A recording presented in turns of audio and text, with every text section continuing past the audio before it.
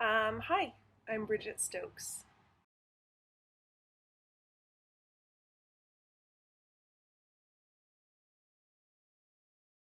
Um, for me, with Boy Genius, what I was looking for was a story that would make me laugh, something that I hoped would make other people laugh.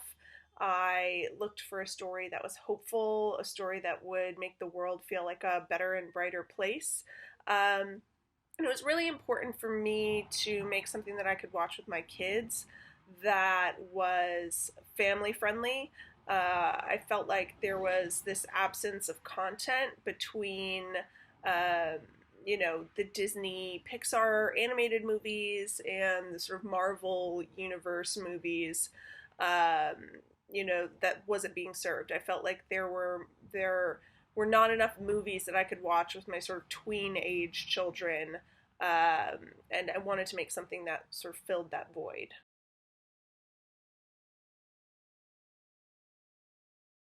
Boy Genius was a collaboration from very early on with Vicky White, who is the writer.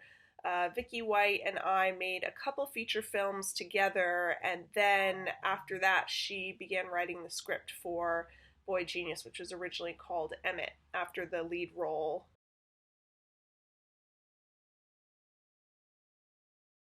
One of the most fun things for me, and this was day one, the first day we were shooting, we got to film the big action sequence of the film.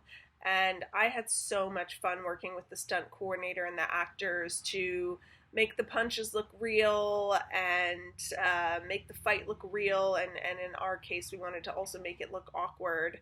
So that was one of the best moments of filmmaking for me.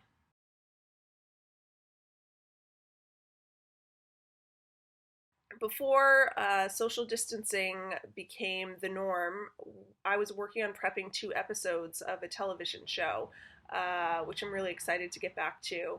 So while we've all been in semi quarantine, I have continued to prep for the show. I've begun a script that I'd been wanting to write for a long time, and I'm getting to work on it a little bit every day, which is a luxury. And I am casting for another feature that I am attached to. So, all really exciting things that I'm happy to be able to spend some time doing.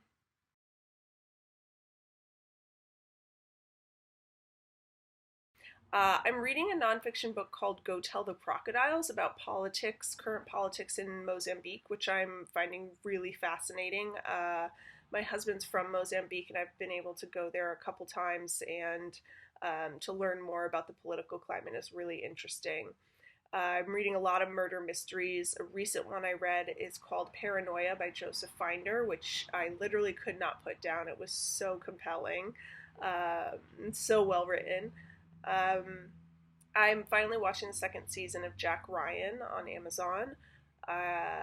Finding that really fun. I'm loving the show Dave on FX. It's funny, it's sweet, it's raunchy, it feels so real, and really, I don't think there's been a show like this in a very long time, and I'm super excited about that show. I watch a lot of Bob's Burgers. It always makes me laugh.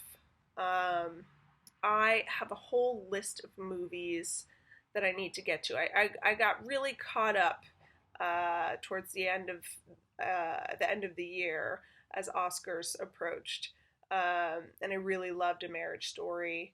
Um, but most recently, in terms of movies, I've been putting on my my comfort movies, which is just having TCM playing in the background. Basically, I love old black and white noir movies so much.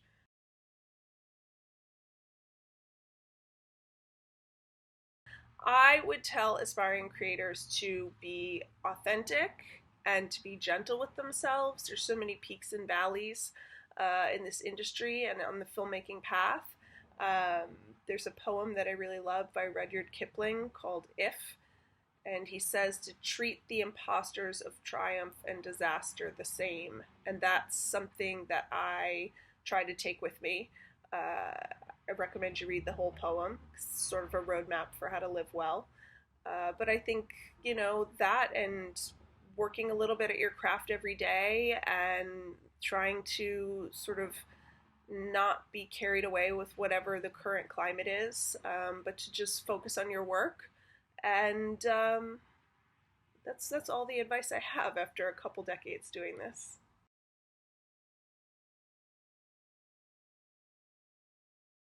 I feel so closely aligned with the Bentonville Film Festival mission. I have always felt like my power as a storyteller is to change the way people see the world. Um, a lot of times people can't create a reality until they've seen it somewhere. We had black presidents on television before we ever had a black president in real life. And that's one of the motivators with every project, but with Boy Genius, especially, I wanted to show a creative, thoughtful, brilliant black boy, um, because I don't think we get to see that enough, and because I want those images to be out there and those stories to be out there that we don't get enough of. That's something I think about with every project that I'm a part of, and how do I bring uh, not just diversity to the project, but how do I lift up stories that haven't been told?